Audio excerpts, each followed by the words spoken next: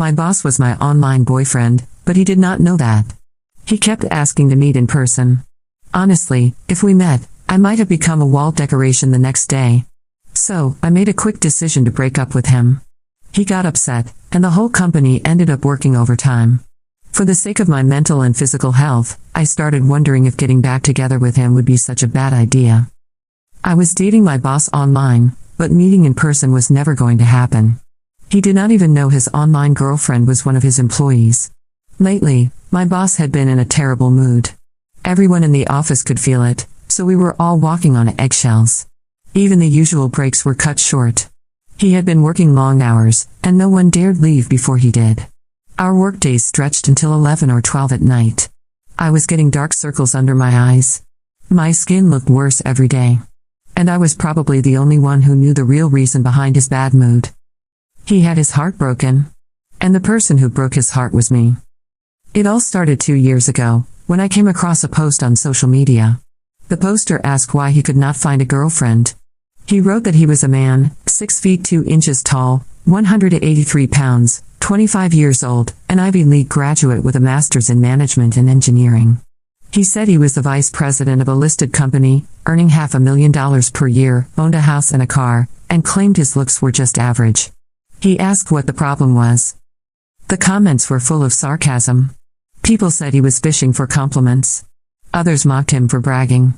Some said no 25-year-old could really be a vice president unless it was a family business. In a playful mood, I commented that maybe the issue was his looks. I told him to post a photo so we could judge. Then I closed the app. A few minutes later, I got a private message. He asked if he could send the photo to me directly. Curious, I said yes. He sent it. I nearly spat my coffee. He claimed to be tall, but the photo made him look 5 feet at most. His face was covered by his hand, and the angle made his head look enormous compared to his body. His hair was sticking up like he had just used a ton of gel. He wore thick black-rimmed glasses. He looked awkward and nerdy. But even with part of his face hidden, I could tell his features were attractive. His lips, nose, and eyes were well-formed. And somehow, he looked familiar. So I gave him some advice. I told him to work on his outfit and his selfie technique. I suggested frameless glasses or contacts, changing the angle of his shots, and switching to looser pants and black. He thanked me. The next day, he sent updated photos. Then again the day after that. He had taken my suggestions to heart. It kept going until he asked to add me on Facebook and send me a gift. I figured if someone wanted to pay me for helping them, why not? So I sent my profile. A second later, a familiar-looking account sent me a friend request. I stared at the picture, then gasped. It was my boss. Panic hit me. I almost accepted the request by accident. I rushed to hide all my old posts and checked if I had ever linked my Facebook to the company. Then he messaged me to say thank you and sent me $7,000 through MetaPay, labeling it a voluntary gift. I was speechless. I compared the selfie he had sent with his profile picture. They matched. My boss really was the guy I had been advising. I hesitated but accepted the money. He did not know it was me. I kept helping him with his appearance, and he improved fast. Then came the confession. He sent me long, rambling messages. I skipped most of them. At the end, he said he had feelings for me. I replied with a simple thank you. He wrote back, confused. He repeated that he had feelings for me. I told him again that I appreciated it. He insisted that he was serious. I replied that I seriously appreciated it. My head started to ache. Then he asked if I would give him a chance to pursue me. I did not reply. The next day, he started messaging me constantly. Good morning, good afternoon, good night. Updates on when he left for work, arrived at the office, and started his tasks. He really thought this was romantic. I sent him a message saying he should read up on how to talk to women. He replied with a confused response. Then something unexpected happened. I was watching a gym video of a hot guy and meant to send it to my best friend. But I accidentally sent it to him instead. My message said something bold. He replied with a question mark. By the time I saw it, it was too late to delete it. He asked if that was my type. Then he sent a video of himself working out in the gym. His muscles were defined, not bulky. His skin was pale and smooth. His V-line disappeared into gray workout pants. He wore a bright pink top and looked embarrassed. By the end of the video, his face was red. I asked for more videos. He replied that if I agreed to be his girlfriend, he would send me one every day. He said I would not need to look at anyone else ever again. Money, power, fame, and desire. Those were the 4 things people craved. I did not care about the first 3, but the last one. I was tempted. So I agreed. But with conditions. No public relationship. No matching profile photos. No video calls. No meetings in real life. He agreed. And for 2 years, we dated online. Over time, he became more stylish. I started enjoying the photos and videos. He could pull off any look. But then, he said he wanted to meet. I reminded him we had agreed not to. He said he knew, but he really wanted to see me. I knew why. A few days earlier, after a reunion, a classmate confessed to me. I rejected him, and he sent a bunch of gross messages. I called him out on my social media, then blocked him. My online boyfriend saw it, and I guessed he wanted to stake his claim. But I had my reasons for keeping it all virtual. I refused to meet. After a week of him insisting, I got annoyed and told him I wanted to break up. He was shocked. My phone buzzed with missed calls. I turned it face down on the desk. That was when my manager, Leah, asked me to deliver a proposal to Mr. Thompson. Everyone in the office knew she liked our boss, Benedict Thompson. But lately, she had avoided him. The last time she approached him, he scolded her in front of everyone. I hesitated.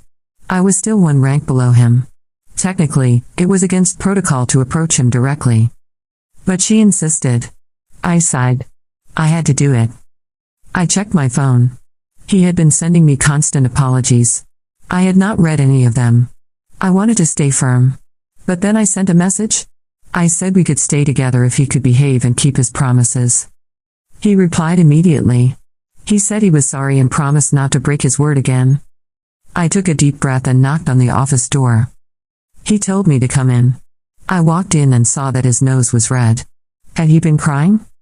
He asked if it was a proposal and told me to leave it on the desk. Then he said I could go. His mood seemed better.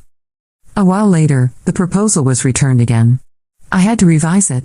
It was Friday night. Everyone else left early. I stayed behind, working alone. The receptionist left too. I promised to turn off the lights and lock up.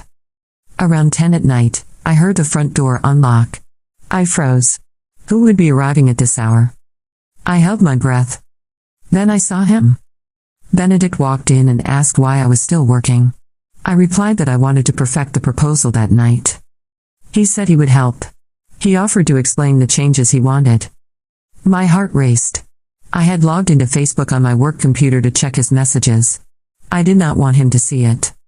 He walked toward my desk and asked to look at the screen. I panicked. He said, "Let me wait a second." After that strange late-night encounter with Benedict in the office, things began to shift in subtle, almost imperceptible ways. He never mentioned anything about the messages, the Facebook account, or our online relationship. At least not directly. But I noticed small changes. The way he looked at me lingered a moment too long. His instructions became more precise, his tone softer when addressing me, though still sharp with others. On Monday morning, the office buzzed with its usual mix of stress and urgency. Leah was already gossiping by the coffee machine with 2 others, her voice hushed but her eyes darting toward Benedict's door. I heard snippets. That he had turned down an investor dinner. That he refused a PR interview. That he looked drained. To everyone else, he seemed like a man cracking under pressure. But I knew the truth. I was the one who pulled the thread. And the more I thought about it, the guilt started pressing heavier on my chest. I kept my head down, focused on work, answered emails, adjusted layouts, and revised the proposal again. But the messages from him resumed. Not as intense, but persistent. Good morning. Have a great lunch. I liked the revisions. Sleep well. Each one came at routine intervals, like clockwork. I stopped responding. Not because I hated him. On the contrary. But because I did not know where the line was anymore. He was my boss.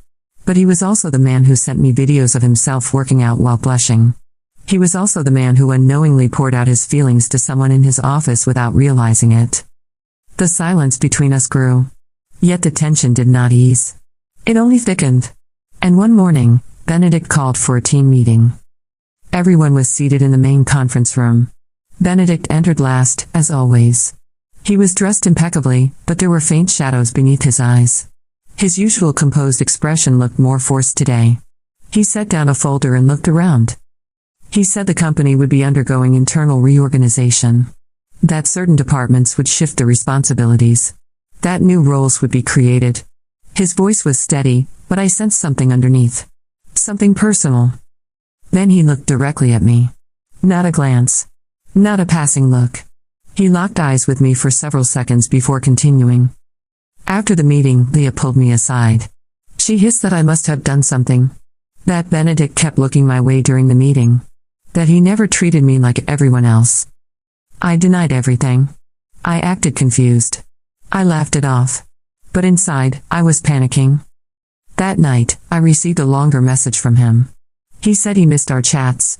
That he missed my voice, even though he had never heard it. That he missed knowing what I was thinking. He ended it by saying he hoped I was sleeping well and that I was not alone in the office again. My fingers hovered over the keyboard. I started typing, then deleted it. Then typed again. Finally, I replied. I said I was sorry. That I had been avoiding him. That maybe we took things too far. I reminded him we had rules. And the most important one was no meeting in real life. He responded instantly. He said he understood. But he asked if he could at least know my name. My real name. My heart skipped. He did not know. After 2 years, he still did not know. I thought about lying. Giving him a fake name. But then what if he cross-checked something at work? What if it slipped out? What if Leah or someone else overheard? I wrote back. You already know me, I typed.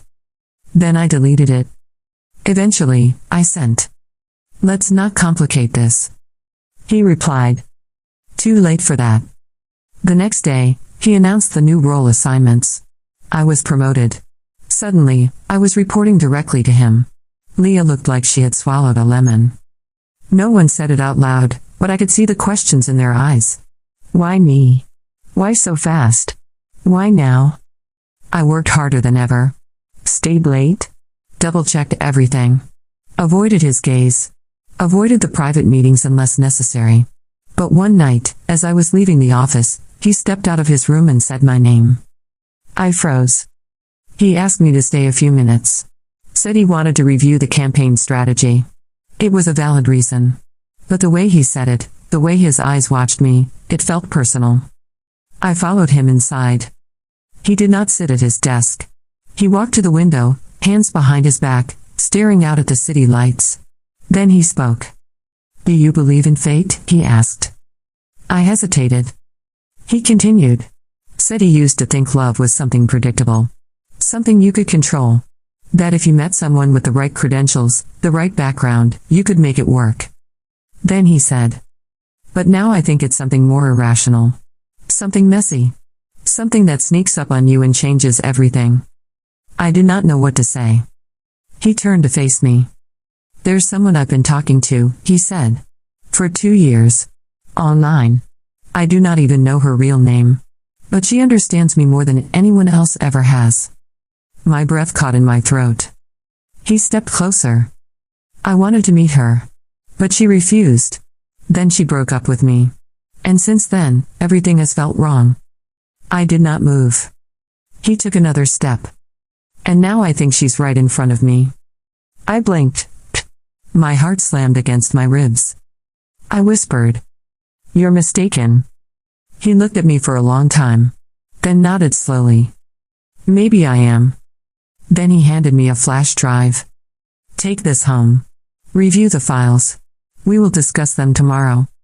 And just like that, he turned back to the window. I left his office, trembling.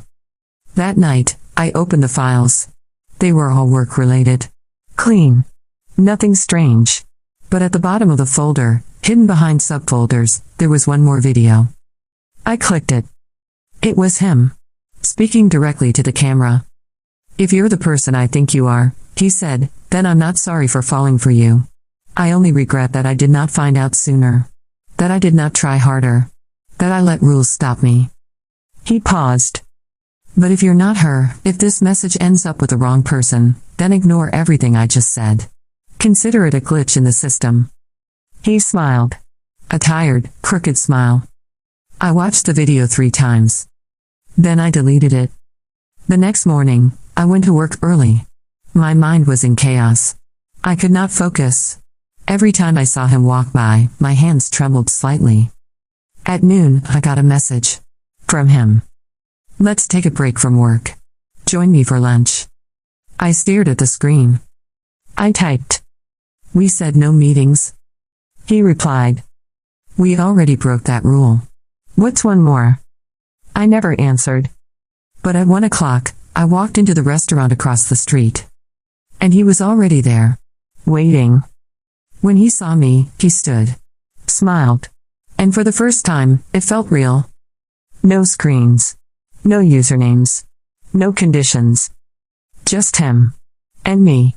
The restaurant was quieter than I expected.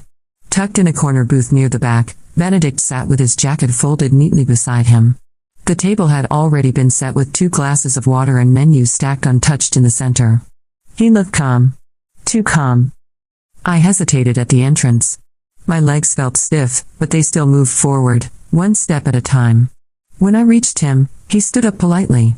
His eyes searched mine for some kind of confirmation. I gave none. I slid into the booth, keeping my posture neutral. He sat across from me, his fingers lacing together above the menu. Neither of us spoke right away. The silence stretched between us, thick with a weight of unspoken truths. Finally, he spoke. I was not sure if you would come. I looked down at the menu. I was not sure either. He nodded, accepting the answer without pushing. The waiter came and took our orders. Benedict asked for something simple. Grilled salmon, no sides.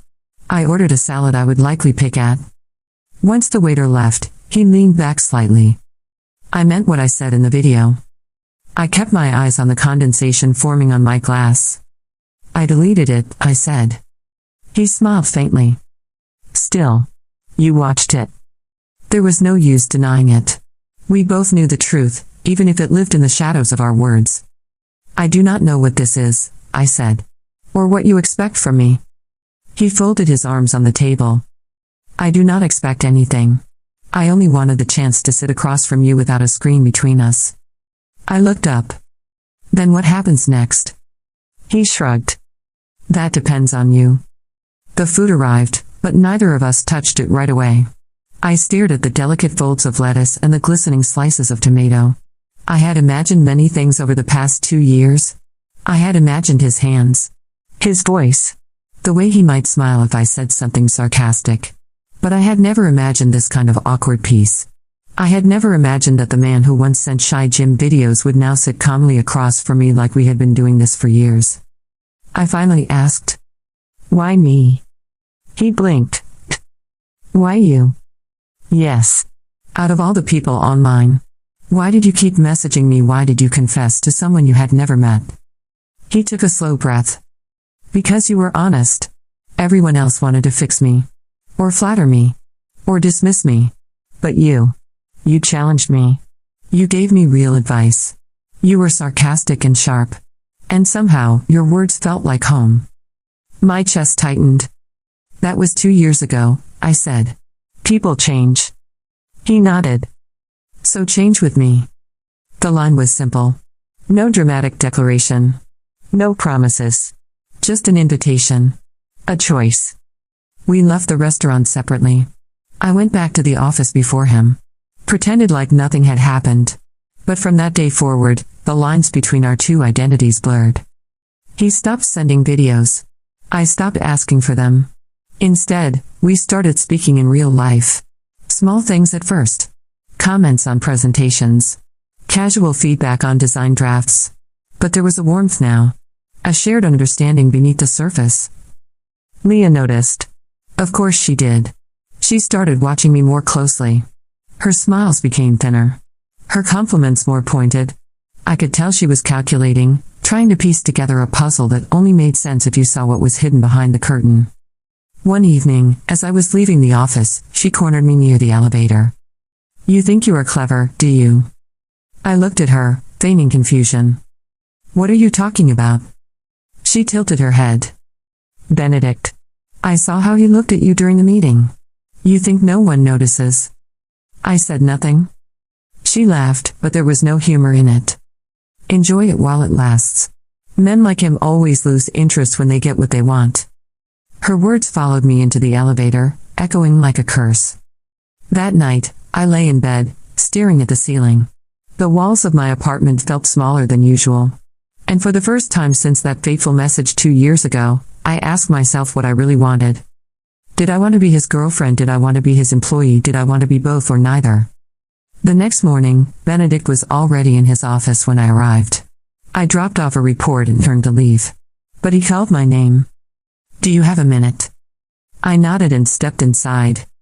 He gestured to the seat across from him. Sit. I did. He looked serious, almost nervous. There is something I need to ask you, and I want you to be honest with me. I braced myself. Go ahead. Do you regret it? He asked. All of it? The messages, the secrecy, the distance, us. I looked down at my hands. They were folded neatly in my lap. So many thoughts swirled in my head. So many feelings. But when I finally spoke, I kept it simple. No. I do not regret it. But I am scared. He nodded slowly. Me too. The silence between us was different this time. Not heavy. Not awkward. Just honest. We started seeing each other more outside of work. Quiet dinners. Late night walks. Still no public displays. No hand-holding in the office. We kept the relationship private. Sacred. But secrets have a way of surfacing. And one day, everything changed. It started with a leaked photo. A blurry image of us standing outside a restaurant. No touching. No kissing. Just standing too close. The photo spread through the office like wildfire. Leah was the first to confront me. So it is true, she snapped. You really are sleeping your way to the top. I stood my ground. You do not know anything about me. She laughed. Neither does he. I reported her to HR. But the damage had already begun. Whispers in the hallway. Awkward silences in meetings. People stopped including me in group chats. Lunch invites disappeared. My world began to shrink. Benedict called me into his office. I can make a public statement, he offered. Clear things up. Tell them this started before you ever worked here. I shook my head. That will only make things worse. They will say you are protecting your favorite. So what do? We wait. And we did. But the tension grew. Eventually, the board got involved. They asked questions. Raised concerns. Worried about professionalism and favoritism. Benedict stood his ground. He refused to demote me. Refused to fire me. But he did ask for a temporary leave. Let me fix this, he said. Give me time. So I stepped away. Cleared my desk. Took my belongings. And left the building without looking back. It felt like walking away from a part of myself. But sometimes, to protect something fragile, you have to place it out of reach. At least for a little while. The first day of my leave felt surreal. I woke up at the usual time, got dressed as if for work, and then stood in my kitchen, holding a coffee mug I had no intention of drinking. My phone sat silent on the counter. No morning messages. No updates. No instructions from Benedict. For the first time in years, I was just me. Not an employee. Not an online girlfriend. Not a secret. Just a woman in a quiet apartment with no clear direction. The silence was deafening. I decided to keep busy. I organized drawers, cleaned behind the fridge, rearranged the books I never had time to read. I even watered a plant that had been clinging to life for weeks. Still, my thoughts kept drifting back to the office. To the way Benedict had looked at me that last day. Calm on the surface. Torn underneath. A few days in, I got a message from him. Thinking of you. That was all it said.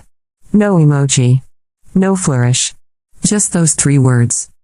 I stared at the screen for a long time before replying. I miss you too. He did not respond immediately. Hours passed. I imagine him at his desk, surrounded by documents, colleagues avoiding his gaze, Leah pretending to be innocent. When his reply came, it was simple. I will make this right. But time moved slowly. My name continued to circulate around the company, now reduced to whispers and speculation. Some claimed I had been fired. Others thought I was pregnant. One rumor even suggested I had blackmailed Benedict into promoting me. Each version more ridiculous than the last. Meanwhile, I kept waiting. One evening, I received a package. No return address. Inside was a box of chocolate truffles from my favorite boutique. I had never told him about that place. Not even online. But I had mentioned it once, long ago, during a late-night chat. I had said I passed it every morning before work, always meaning to stop but never making time. He remembered. There was no note. Just the chocolates. I ate one. Then another. Then I cried. That weekend, I visited my parents. They asked why I looked tired. I lied and said I was just taking a break from work. My mother offered to set me up with someone from her book club circle. I smiled politely and declined. I missed him. Not just Benedict the boss, but the man who used to send me videos of his awkward workouts. The man who thanked me for changing his glasses. The man who accidentally became part of my life because of one honest comment online. 2 weeks passed. Then 3. On the 4th Monday, I got another message. Tomorrow. Boardroom. 9 a.m. Be there. No explanation. No details. I did not know whether to feel hopeful or afraid. I did not even know if I was allowed to go back into the building. But the next morning, I got dressed in my best blouse, fixed my hair, and walked into the company like I belonged there. At the front desk, the receptionist blinked in surprise but said nothing. I nodded and kept walking. The elevator ride to the top floor felt endless. Every ding was like a countdown. When I reached the boardroom, the door was closed. I could hear voices inside. I waited. Then it opened. Benedict stood there, looking sharp and serious. Come in, he said. I stepped inside. The entire board was seated. 11 members. All older. All watching me with polite detachment. Leah was there too, sitting near the back with a smug expression. Benedict motioned for me to stand beside him. Ladies and gentlemen, he began, thank you for gathering on such short notice. I would like to formally address the rumors and concerns regarding Miss Lauren. My name echoed in the room like a trigger. He continued. 2 years ago, I began communicating with someone online. Someone who challenged me, inspired me, helped me in ways that went beyond appearances or resumes. I did not know who she was at the time. We spoke anonymously. We built something genuine. He paused, looked directly at me. That person was Lauren. A few gasps. He turned back to the board. Yes, she works for this company. Yes, we have maintained professional boundaries. And yes, she earned her promotion based on skill and performance, not favoritism. He took a breath. I realize the optics may not be ideal. But I will not lie about this. I will not pretend it was something less than what it is. I respect Lauren. As a colleague. As a partner. And as a woman who stood by me long before she knew my name. The room was silent. One board member cleared his throat. Mr. Thompson, are you saying you entered a personal relationship with a subordinate? Benedict nodded. Yes. But only after 2 years of anonymous interaction. We kept everything private. And I am prepared to submit to any review or disciplinary action the board sees fit. Another member asked. And what of Miss Lauren? Is she prepared to continue working under these circumstances? All eyes turned to me. I raised my chin. I never asked for favoritism. I worked hard. I never brought personal matters into the workplace. If needed, I will step away permanently. But I will not apologize for falling for someone who saw past my resume. More silence. Then, to everyone's surprise, the oldest board member smiled. Love is inconvenient, he said. But it is not a crime. Murmurs followed. Some nodded. Some remained silent. Eventually, the board agreed. Benedict would step down from directly overseeing my department. I would be assigned a new supervisor. Our relationship, if it continued, was to remain outside of office affairs. Leah stormed out before the meeting ended. After the room cleared, Benedict and I were alone. He looked at me, waiting. I walked to him slowly, then reached out and took his hand. "You did not have to do that," I whispered. He squeezed my fingers. "Yes, I did." We left the boardroom together. Outside the office, the world felt different. The sun seemed brighter. The air warmer. We were no longer hiding. No longer pretending. We had faced the storm and come through the other side. That night, he invited me to his apartment for dinner. For the first time. The place was minimalist. Black leather sofa. Clean shelves. Neatly stacked books. Everything in its place. But near the window, there was a small table with framed photos. Not of him. Not of awards. But of places. A quiet lake. A street in Rome. A bookstore in Tokyo. "These are all places I want to take you," he said. "One day." I nodded. One day sounds good. We ate pasta on the couch. Watched a documentary that neither of us paid attention to. And when he kissed me, it was slow and certain. That night, I stayed over. In the morning, he made coffee while I read the news. He passed me a mug and kissed my forehead. For the first time, there were no roles. No masks. No secrets. Just us. And it was enough.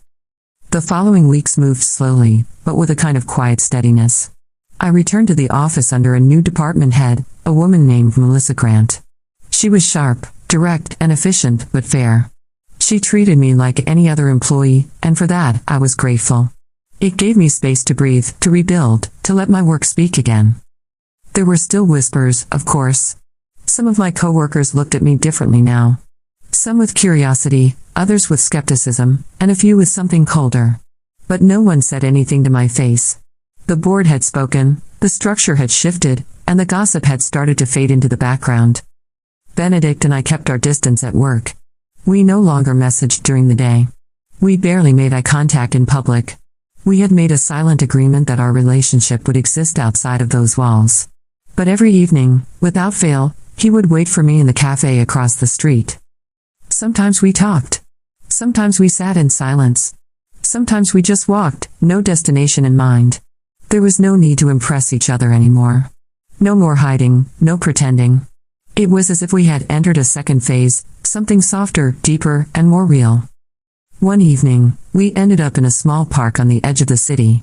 It was quiet, nearly empty. The air was cool, the sky painted with fading pink. We sat on a bench near a small pond. Ducks drifted across the surface. Benedict leaned back and exhaled.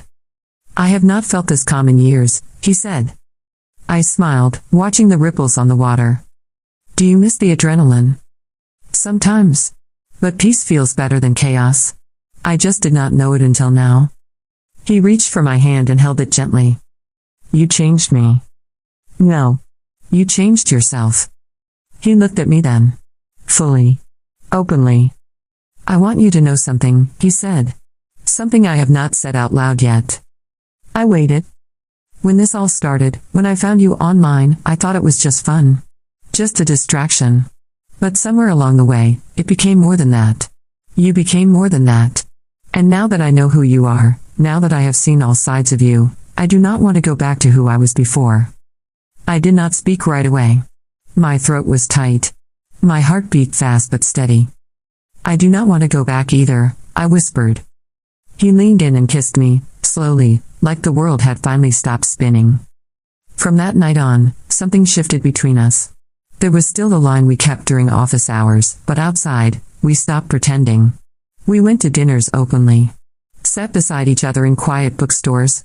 He even invited me to his friend's birthday party, introducing me simply as Lauren. No labels. No explanations. His friends liked me. Most of them were business types, sharp and serious, but they warmed up quickly when they saw how Benedict looked at me. With ease. With quiet admiration. Later that night, after the party, we walked home under city lights. He slipped his arm around my shoulders. "Do you ever wonder what would have happened if I had never posted that message?" "All the time," I said. "And I probably would have kept my head down, kept working, kept pretending not to want more." He nodded slowly.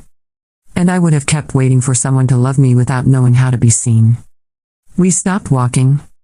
But we found each other anyway, he said. We did. The next morning, Benedict sent me a message during work hours for the first time since the board meeting. It was short. Lunch today, my office. I hesitated. Just a moment. Then replied. Okay. When I entered his office, he had already ordered our food. He looked excited, but in a calm, measured way. He handed me a folder. I opened it. It was a travel itinerary. A long weekend. Just the two of us. Out of the city. You need a break, he said. And I want to spend time with you. No work. No rules. Just us. I smiled. Where are we going? Somewhere with clean air, quiet mornings, and no reception. I laughed. That sounds perfect. We left on a Friday. A cabin near a lake, surrounded by pine trees and still water. The sky stretched endlessly above us. We cooked together, went on long hikes, read by the fire. He asked me about my childhood. I told him about the time I tried to bake cookies and nearly set the kitchen on fire. He laughed until tears formed in his eyes. I asked about his family. He told me his mother passed away when he was a teenager, and since then, he had learned to carry most things alone. I held his hand and said nothing.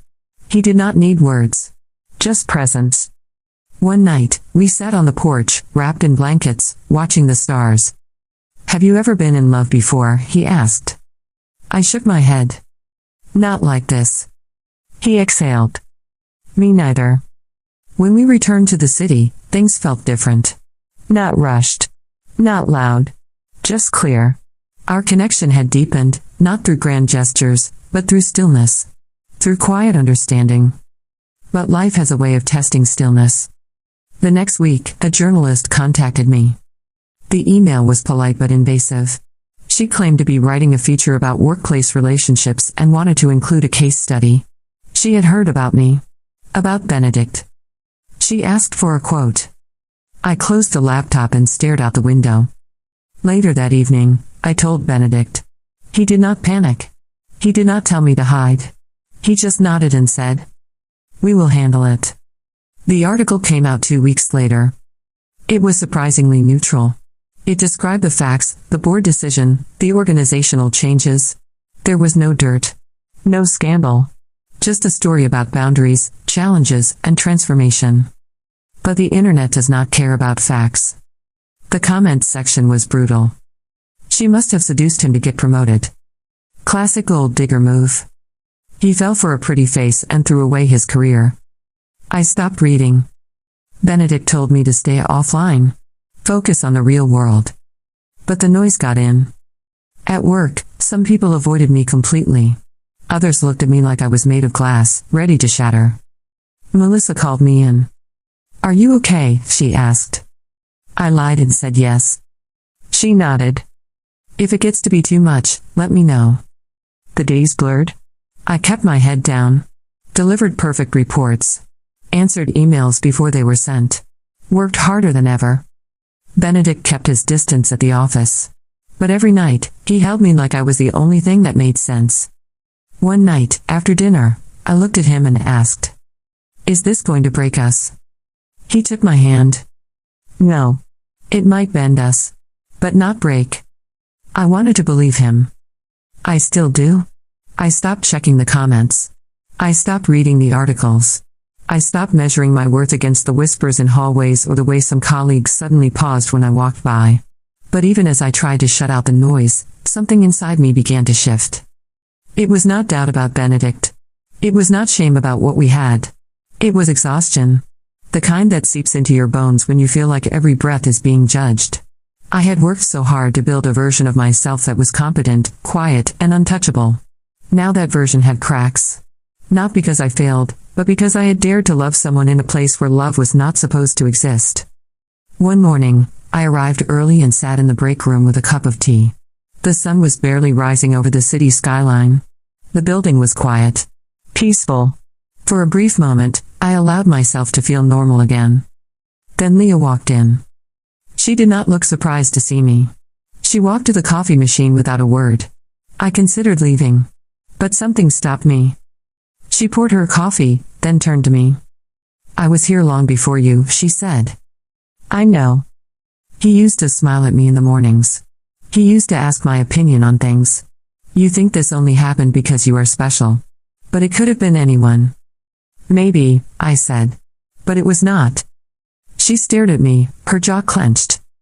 You are not better than me. I never said I was. She scoffed and walked out. I stared into my cup, the tea now cold and bitter. Her words stuck with me, not because I believed them, but because they reminded me that none of this had been easy. For anyone. Later that day, Melissa handed me a new assignment. A big one. A proposal for an international expansion, one that required coordination between 3 departments. She said she trusted me to lead it. I accepted. It felt like a turning point. Not redemption, not reward. Just responsibility. And that was enough. For the next few weeks, I poured myself into the project. Long hours. Weekend meetings. Detailed reports. I barely saw Benedict, and when I did, it was in passing. A nod. A faint smile. A shared glance in a crowded room.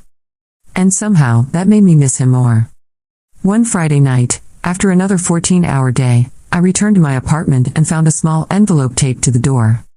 Inside was a single piece of paper. Handwritten. I miss you. Come find me. There was an address. Not his apartment. Not the office. Curious and exhausted, I took a cab. It was a rooftop. One of those private ones above a downtown building. He was standing near the edge, facing the skyline, a bottle of wine in one hand and 2 glasses on a table behind him. When he saw me, he smiled. I thought maybe you forgot how to take a break, he said. I walked over and took the glass he handed me. I almost did. We sat together in silence, the city stretching out below us like a map of everything we had survived. The air was cool, the stars faint behind the glow of tall buildings. He finally spoke. I have been thinking. That sounds dangerous. He laughed softly. I have been thinking about what comes next. For us. He nodded. We could keep doing this. Quiet dinners. Stolen weekends. Separate lives. Or we could build something real. Out loud. I looked at him. Really looked. Are you talking about moving in? More than that. He reached into his jacket and pulled out a small black box. My heart stopped. He opened it. Inside was a ring. Simple. Elegant. No diamonds. Just a thin silver band with a small engraving inside. I am not asking for a wedding next month, he said. I am not asking for perfection. I'm just asking for a promise. That you are in this with me. No more hiding. No more waiting. I stared at the ring. At him. At everything this moment represented. I took a long breath. Yes. His shoulders relaxed. He slipped the ring on my finger. It was warm from his hand. It felt right. We sat together, side by side, our legs touching, no words left to say. The next morning, I told Melissa I would be taking the next 2 days off. No excuses. No details. She smiled and said, Good. You deserve it. Benedict and I spent those days wrapped in soft blankets, eating takeout, talking about the future. Where do you see us in 5 years? I asked. He replied. In a small house with too many books, 1 lazy dog, and you in the kitchen pretending to know how to cook. I laughed. You know I burn toast. I will eat it anyway. He leaned over and kissed my temple. I see you happy. And what do you see? I see you getting gray hair and trying to hide it. He smiled. Deal. We made a list. Not a bucket list, not a checklist. Just a list of moments we wanted to live. Visit the bookstore in Tokyo. Drink wine in Tuscany. Build a bookshelf together. Argue about which movie to watch. Get rained on in Paris. Grow something. A plant. A lemon tree. Maybe even a family. By the end of the list, we were both quiet. He said, You know this is not going to be easy. I know. But I am not afraid anymore. Neither am I. For once, we did not need to speak through screens. We did not need to hide behind usernames or conditions. We were just 2 people who had found each other in the most unexpected way. And we were ready. The first Monday after our engagement felt almost surreal. Nothing had changed in the office, and yet everything had. I walked through the same halls, past the same desks, greeted the same people. But there was a quiet certainty in my steps now, a steadiness I had not felt in a long time. The ring on my finger was subtle, barely noticeable unless you looked closely. But I could feel it with every movement. It was not a symbol of victory or proof of status. It was simply a reminder that something I once thought impossible had quietly become real. Benedict and I still maintained our boundaries at work. We kept everything professional. At least on the surface. The only difference now was the way we looked at each other when no one else was watching. There was no longer tension in our silence. There was ease. Trust. Still, there were those who could not accept what had happened. Leah, for one, avoided me completely. I no longer felt anger toward her. Just exhaustion. I had spent so much time worrying about what people like her thought of me. Now, I no longer had the energy. Melissa called me into her office one afternoon. She handed me an envelope. "Your performance review," she said. I opened it. Everything was marked excellent. No remarks about attitude or behavior. Just notes on consistency, leadership, and quality of work. She leaned back in her chair. "You have earned your place here. Do not let anyone make you feel like you have not." "Thank you," I said softly. She studied me for a moment. "I also wanted to tell you something. I was once in a relationship with someone I worked with. A long time ago. It did not work out. But that is not why I am telling you this." "Why then?"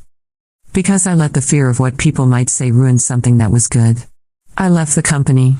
Started over. It took me years to stop wondering what would have happened if I had just stayed."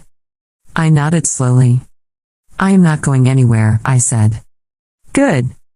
She smiled and returned to her desk. I walked out feeling a little lighter. That weekend, Benedict and I visited my parents. My mother had already heard everything, of course. She pretended to be surprised when she saw the ring, but I could tell she had been waiting for this moment. She hugged me tightly. Then she pulled Benedict into the kind of hug that only someone trying very hard to approve could manage. My father was more reserved. He sat across from Benedict at the dinner table, quietly observing.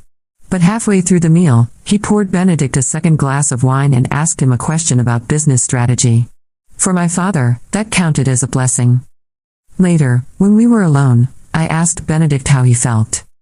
"Like I was on trial," he joked. "You passed." "Barely." We laughed, and the sound felt like something clean. Something earned. At night, we talked about the future again.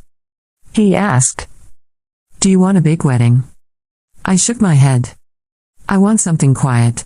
Just the people who matter." "What about children?" "Someday." We lay in silence, side by side, each lost in our own thoughts. Then he said, "I never imagined this life. Not even once. But now I cannot imagine anything else." Neither can I. Work became routine again. Projects. Deadlines. Presentations. My team grew. I started mentoring a few of the younger employees. One of them, a nervous intern named Clara, reminded me of myself when I first started. Quiet. Serious. Eager to prove something. One day, she asked to speak to me privately. "Is it true," she whispered, "about you and Mr. Thompson?" "It is true," I said. She looked down, embarrassed. "I am sorry. I did not mean to be nosy. People just talk, and I wanted to know if I could still believe in working hard. Or if it is really just about who you know." I looked at her carefully. I worked hard for everything I have. But yes, I fell in love with someone I was not supposed to. And it complicated everything. But it did not define my value. My work did.